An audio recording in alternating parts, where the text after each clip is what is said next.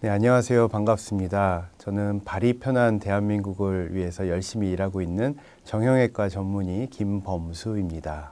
네, 아주 좋은 질문이신데요.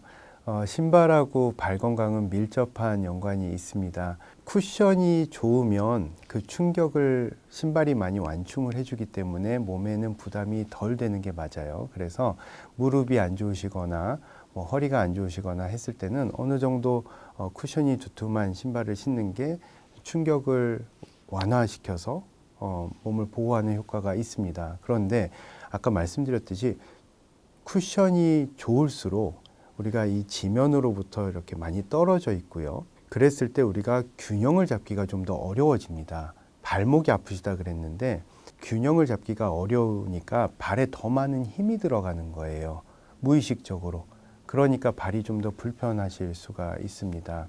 네, 신발에 대한 얘기를 잠깐 드리면 기능은 발을 보호하려고 만든 거죠. 그런데 기술이 발전할수록 신발의 기능들도 점점 많아지고 있습니다. 쿠션도 점점 좋아지고 있고요. 그래서 충격 흡수 능력도 좋아지고 발목도 잘 잡아줘서 발목이 좀 흔들거리거나 불안정성이 있어서 발목을 쉽게 접질리시는 분들도 발목을 잡아주는 신발을 신으면 내가 힘을 많이 안 줘도 좀 덜 삐게 됩니다.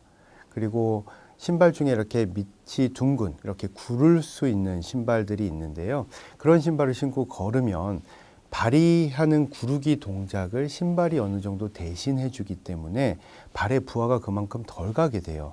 그래서 발목 관절염, 발등 관절염, 지간신경종 등으로 인해서 발이 불편하신 분들은 그렇게 구르기 기능이 있는 신발을 착용하시면 훨씬 증상을 완화시킬 수가 있습니다. 근데 요즘에는 이제 점점 더 발전을 하다가 이제 러닝화 쪽으로 가면 탄소 깔창 해가지고 굉장히 비싼데요. 탄소 깔창이라 그래서 이렇게 탄성이 있는 거죠. 가벼우면서도 얇으면서 탄성이 있어서 에너지를 더 이렇게 흡수했다가 달려나갈 때 이렇게 에너지를 되돌려 주는 거죠. 그래서 우리가 좀 더 효율적으로 달릴 수 있게 해주는 건데요. 이런 여러 가지 신발의 기능들이 생기고 점점 발전할수록 우리의 발은 점점 편해집니다. 근데 다른 말로 바꾸면 점점 약해지는 거죠. 발의 고유의 기능들을 사용하지 않게 되는 거예요. 그래서 최근에는 이제 신발의 그런 기능들을 오히려 하나씩 빼자. 그래서 쿠션도 더 얇게 하고 굽도 다 없애고 발목 잡아주는 것도 없고 구르기 기능도 없고 거의 껍데기 같은 신발을 만들어서 신는 그런 움직임도 있고요. 심지어는 외국에는 그냥 발바닥에 이렇게 스티커 같은 거 딱 붙여서 신는 그런 경우도 있습니다. 그런 것들을 우리가 미니멀 슈라고 영어로는 하는데요. 미니멀리스트 슈. 최소화했다는 거죠. 신발의 역할을. 그 이유는 발의 기능을 그만큼 되살리고자 하는 노력인 거예요. 발의 기능, 발의 고유의 기능들을 조금 더 자극하고 훈련시키고 사용하기 위해서 신발의 역할을 좀 줄이자라는 건데요. 근데 이제 이게 맨발 걷기하고도 어느 정도 일맥상통하는 부분이 있죠. 맨발로 걸었을 때 우리가 발의 고유의 기능을 더 자극하고 활용해서 발 건강에 도움이 된다라고 하는 것과 신발의 기능을 많이 축소해서 간단한 신발을 신고 아쿠아 슈즈 같은 거 생각하시면 되는데요.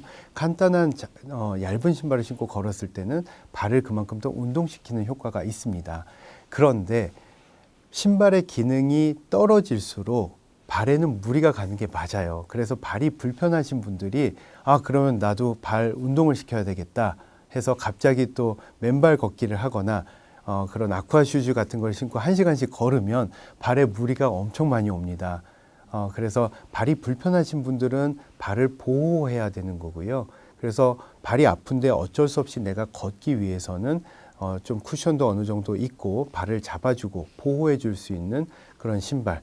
미니멀의 반대라서 맥시멀리스트 슈, 맥시멀 신발이라고 하기도 하는데요. 등산화나 안전화, 군화 같은 걸 생각해 보시면 겉창이 두껍고 단단하고 발을 잘 잡아주잖아요. 그게 발을 그만큼 보호하고 우리가 험한 산을 걸어도 발이 최대한 덜 불편하도록 그렇게 만들어진 겁니다. 그래서 신발이 뭐는 좋고 뭐는 나쁘다 이게 아니라 이런 기본적인 개념을 이해하시고 용도에 맞춰서 내가 발이 불편한데 좀 걸어야 되겠다 할 때는 좀 보호할 수 있는 신발을 신으시고, 나 오늘 컨디션 괜찮은데 발 운동을 조금 시키고 싶다 할 때는 좀 가벼운 신발을 신고 하시면 될 것 같습니다. 네, 발 건강을 어떻게 평소에 관리하는 게 좋겠느냐라는 질문이신데요. 실제로 발이 많이 망가져서 하다 안 돼서 대학병원에 오시는 분들을 보게 되면 저희가 고쳐드리는 것도 한계가 있거든요. 어느 정도 발에 위험 신호가 오고 뭔가 사인이 왔을 때 우리가 그걸 감지해서 더 나빠지지 않도록 잘 관리를 하면은 참 좋았을 텐데, 그걸 그대로 그냥 다 방치해 놓고 근육은 근육대로 다 빠지고, 근육이 없으니까 밑에 있는 신경이 다 짓이겨지고 실제로 들어가 보면 막 너덜너덜해지고 신경이 퉁퉁 부어있고 그러거든요. 그런 경우에는 우리가 뭐 수술로도 완치가 될 수 있는 거는 아니에요. 그래서 그렇게 다 망가진 상태에서는 정말 방법이 없습니다. 그런 분들은 실제로 잘 못 걸으세요. 실제로 한 60대 초반인데도 정말 발이 다 망가져서 못 걷는 분들도 계십니다. 그런 분들을 보면은 저도 굉장히 안타까운데요. 그래서 그러기 전에 제일 좋은 거는, 우리가 20대, 30대 이후로는 근육이 약해지기 시작하거든요. 그래서 그때부터 한 30대부터는 발에 대해서도 관심을 가지고 꾸준한 발 스트레칭, 또 마사지도 좋고요. 종아리 스트레칭, 그 다음에 발을 자꾸 꼼지락꼼지락 하시고 발로 이렇게 수건도 쥐고 뭐 꼬집기도 하고 뭐 리모컨을 조작하시는 분들도 있고요. 발을 많이 사용해 주시는 게 발 건강을 지키고 관리하시는 방법입니다. 거기에 추가해서 발을 벌리고 오므리고 발가락 하나씩 올렸다가 내렸다가 해주시는 이런 운동들을 꾸준히 한 번씩 해주시는 것도 굉장히 발 건강을 지킬 수 있는 좋은 팁이라고 말씀드릴 수 있겠습니다. 네. 통풍은요, 요즘 통풍 환자들도 굉장히 많이 늘어나고 있어요. 아마도 식습관하고 생활습관 때문일 거라고 생각이 되는데요. 근데 통풍이 굉장히 무서운 병이에요. 이게 증상이 있고 없고 하고 상관없이 통풍이 있으면 평생토록 꾸준히 관리를 해 주셔야 됩니다. 혈압, 당뇨처럼 통풍도 필요하면 약을 복용해서라도 요산이라고 하는 수치를 그 정상 범위 내로 잘 관리하시는 게 굉장히 중요합니다. 이게 증상이 없더라도 실제로 요산 수치가 정상보다 높으면요, 혈액 속에 그 차고 넘치는 요산이 몸 밖으로 빠져나가지 못하니까 어디로 가겠습니까? 전신을 돌아다니다가 어디에 다 쌓여요. 그게 이제 제일 끄트머리가 발가락이니까 발가락 관절에 제일 많이 쌓이는데요. 발가락에만 침범하는 게 아니라 발등, 발목, 무릎 뿐만 아니라 이렇게 장기까지도 요산이 다 축적될 수가 있습니다. 그래서 서서히 관절을 파괴하고 뼈를 갉아먹고 또 장기도 망가뜨리는 그런 무서운 병입니다. 따라서 20, 30대 때부터 벌써 통풍이 있다라고 진단을 받으신 분들이라면 철저하게 식이 조절은 하셔야 되고요. 그런데 그러면 진짜 먹을 게 없다고들 하시거든요. 뭐 고기도 못 먹고 뭐 맥주 한 잔도 안 되고 그러려면 이제 뭐 절로 들어가야 된다, 뭐 채식주의자가 돼야 된다 뭐 하시는데, 보통 저희가 1인분 정도는 드시고 대신 이제 필요하면 요새 약이 굉장히 잘 나와 있기 때문에요. 약으로 이렇게 조절하면서 운동하면서 수분 섭취 많이 하고 식이는 적절히 조절하시고 그러면은 건강하게 잘 오랫동안 유지하실 수 있는 병입니다. 네, 여하튼 맨발 걷기를 해보고서 실제로 건강에 도움이 됐다라고 하시는 분들이 많이 계시고요. 나도 한번 해보고 싶다 하시는 분들은 조심스럽게 해보셔도 될 것 같은데요. 몇 가지 주의사항이 있습니다. 무턱대고 처음부터 그냥 맨발로 막 따라 나섰다가는 없던 발병이 생길 수도 있어요. 왜 그러냐면 우리 발이 아까 말씀드렸듯이 굉장히 평소에 약해져 있거든요. 평생토록 신발의 보호를 받아서 약해진 부분도 있고 근육들을 많이 사용하지 않아서 조금 퇴화된 부분이 있습니다. 근데 갑자기 맨발로 걷게 되면 무리가 많이 가게 돼요. 생각보다 무리가 많이 가게 돼서 족저근막염, 지간신경종 이런 병이 생길 수도 있고요. 또 그런 병이 있는 분들은 그런 증상들이 더 악화될 수가 있습니다. 그래서 하시기 전에는 준비 운동을 충분히 하시고 발을 좀 유연하고 부드럽게 풀어주고 스트레칭과 마사지 같은 걸 많이 해서 발을 좀 부드럽고 유연하게 만들어주고 하셔야 손상을 좀 더 예방하실 수가 있고요. 또 발 근육을 좀 많이 움직여서 발을 꼼지락꼼지락하고 구부리고 펴고 벌리고 모으고 이런 동작들을 많이 하시면 발의 코어 근육을 자극하게 되거든요. 그래서 그런 동작들을 많이 하신 다음에 하시는 게 좋고요. 하실 때는 처음에는 이제 조금씩 시작하시고 처음부터 막 무리하게 많이 걸으려고 하지 마시고 처음에 조금씩 걸어보고 괜찮은지 특별한 문제가 없는지 확인하고 이상 없으시면 이제 하시기 바랍니다. 특히 무지외반증이나 평발 뭐 이런 발의 변형이 있으신 분들은요, 사실은 맨발로 걷는 것 자체는 그런 변형을 조금 더 악화시키는 작용을 하는 게 더 큽니다.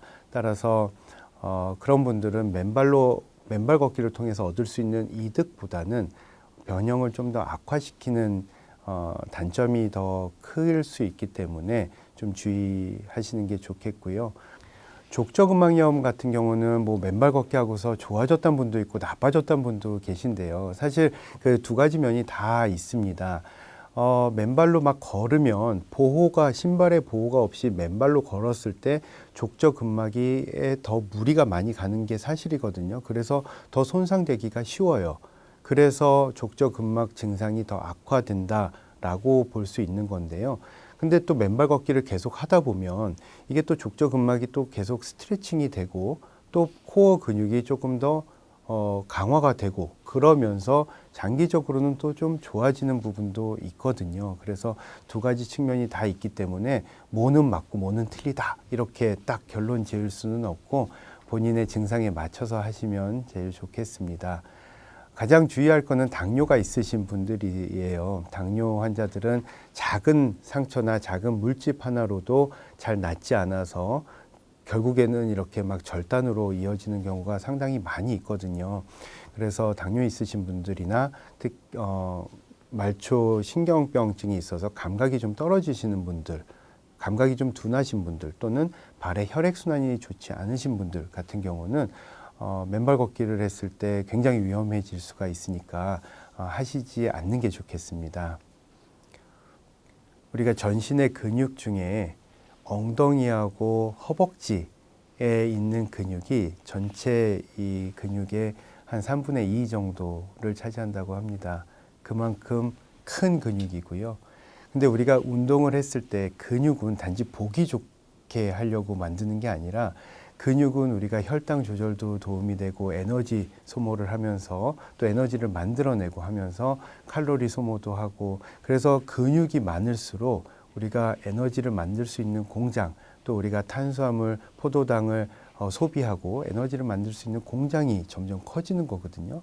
그래서 근육이 커지면 공장이 많이 돌아가기 때문에 기초 대사율이라는 게 높아지는 거예요. 그래서 근육이 많아지면 우리가 특별히 운동을 하지 않아도 똑같이 먹었는데도 살도 안 찌고 그렇게 되는 겁니다. 그래서 우리가 근육을 키우는 게 단지 모양을 좋게 하고 뭐 몸매를 좋게 하고 이런 게 아니라 전신 건강을 위해서도 도움이 되는 거예요. 뿐만 아니라 근육에서 여러 가지 호르몬들이 나옵니다.